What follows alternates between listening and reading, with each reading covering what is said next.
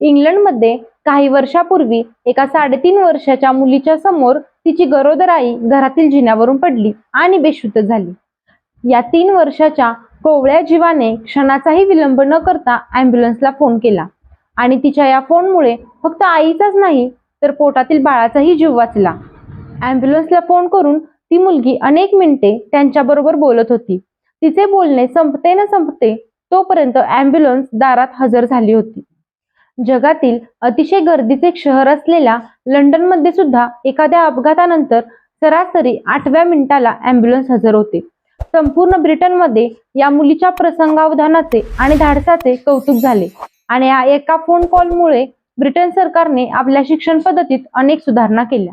प्रश्न हा नाही की त्या मुलीला ॲम्ब्युलन्स ऑपरेटर बरोबर बोलता कसे आले, तर प्रश्न हा आहे की त्या एवढ्या छोट्या मुलीला आपली आई पडल्यावर ॲम्ब्युलन्सला फोन करायचा असतो हे कसे समजले, ॲम्ब्युलन्सचा नंबर कुठून मिळाला, या प्रश्नाचे उत्तर दडले आहे गृहपाठात. ब्रिटनमध्ये मुलं 3 वर्षाची झाली की त्यांना शाळेत प्रवेश मिळतो. आई वडील दोन्ही नोकरीला असतील तर 6 तास रोज मुलं शाळेत थांबू शकतात. या 3 वर्षांच्या मुलांना ना पाढे शिकवतात, ना ABCD शिकवतात, ना अभ्यासाचे ओझे देतात.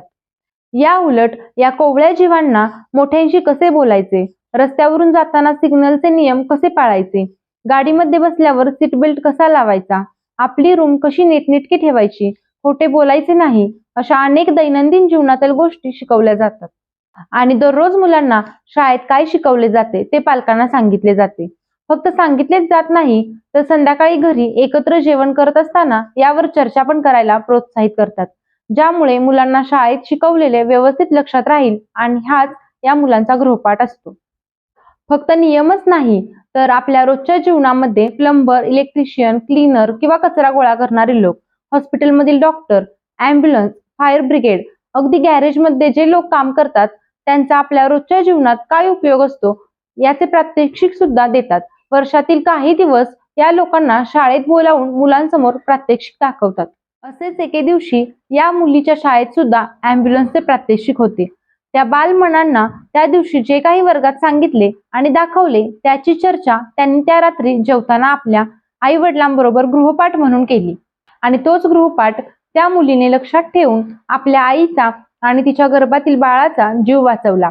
पुढे जाऊन संपूर्ण ब्रिटनभर त्याची चर्चा झाली आणि ब्रिटन सरकारने आपल्या शिक्षण पद्धतीत अजून सुधारणा करून अधिकाधिक प्रात्यक्षिक आणि निरीक्षण आधारित केले.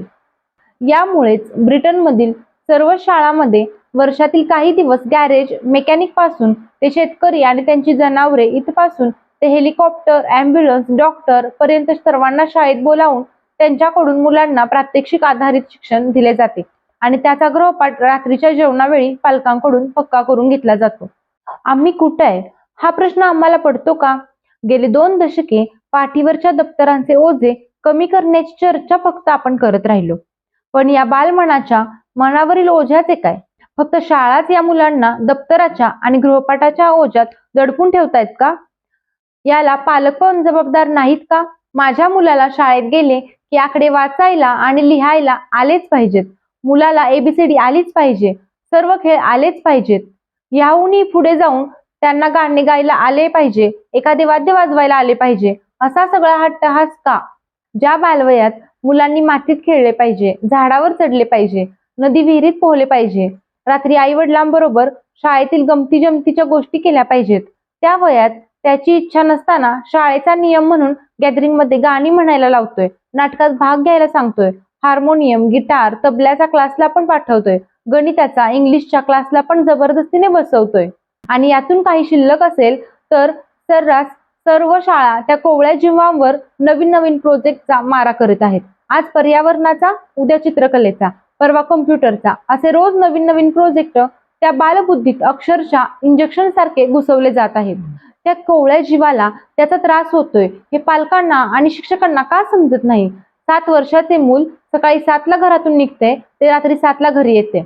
मनाने आणि शरीराने थकलेला तो जीव पुन्हा गृहपाठाच्या ओझ्याने आणि सकाळी पुन्हा लवकर उठण्याच्या चिंतेने झोपी जातोय. आमचे गृहपाठ नेहमी अवघड इंग्लिशचे आणि किचकट गणितांचेच का असतात? हे 2च विषय आयुष्यात सर्व काही शिकवतात का? युरोप, अमेरिकेच्या सगळ्याच मुलांना कुठे चांगले गणित येते? जपान जर्मनीच्या मुलांना कुठे फाडफाड इंग्लिश बोलता येते. आफ्रिकेतील सगळ्याच मुलांना कुठे वयाच्या 10-12 वर्षात कम्प्युटरचे कोडिंग काय असते हे माहीत होते. स्पर्धांची गरज आहे का? मग आमच्याच मुलांना हे सगळे लहान वयातच यायला हवे हा अट्टहास का? गृहपाठ नेहमी लेखनाचा आणि गोकमपट्टीचाच का असतो? तो आई वडिलांबरोबर, आजी आजोबांबरोबर चर्चा करायचा का नसतो?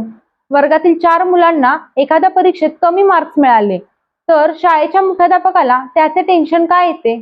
ते का पालकांना बोलावून मुलांची तक्रार करतात? माझ्या शाळेची मुलं सगळ्याच विषयात, सगळ्याच खेळात, सगळ्याच अभ्यासेतर उपक्रमात मुलं इतर शाळेंच्या पुढे असलीच पाहिजेत हा शाळांचा पण अट्टहास का? आणि या अट्टहासातूनच बालमनावर गृहपाठाचे ओझे थोपवले जात आहे. शाळा आणि पालक या दोन्हींच्या संगनमताने हा गृहपाठाचा गुन्हा दररोज मुलांच्या माथी मारला जात आहे. एक दिवस गृहपाठ दिला नाही तर पालक अस्वस्थ होत आहेत. आसपासच्या 10 लोकांना विचारून खात्री करून घेतायत की खरंच आज गृहपाठ नाही ना? आम्ही शालेय अभ्यासक्रमात नवीन नवीन प्रयोग करतोय, नवीन नवीन पॉलिसीज घेऊन येतोय, पण स्पर्धेचं काय? खरंच या बालमनांना एवढ्याशा लहान वयात या सगळ्या स्पर्धेची गरज आहे? माझे मूल सर्वच विषयात, सर्वच खेळात, सर्वच कलेत सर्वगुण संपन्न असले पाहिजे हा पालकांचा अट्टहास आणि आमच्या शाळेची मुलं सर्व क्षेत्रात यशस्वी झाली पाहिजेत हा शाळांचा अतिमहत्वाकांक्षीपणा या कोवळ्या बालमनांना जीवघेणी स्पर्धेत ढकलत आहे. अजूनही वेळ गेली नाही. मूलभूत स्पर्धाविरहित सुधारणा करण्यासाठी नाही तर भविष्यात फक्त पुस्तकाच्या पानावरचं अँब्युलन्सचं चित्र पाहिलेल्या आणि घरात लॅपटॉपवर कोडिंगचा गृहपाठ करत बसलेल्या 4-5 वर्षाच्या एका कोवळ्या जीवाच्या अभागी मातेनं घरातील चकचकीत फरशीवरून पाय घसरून जीव गमावलेला असेल.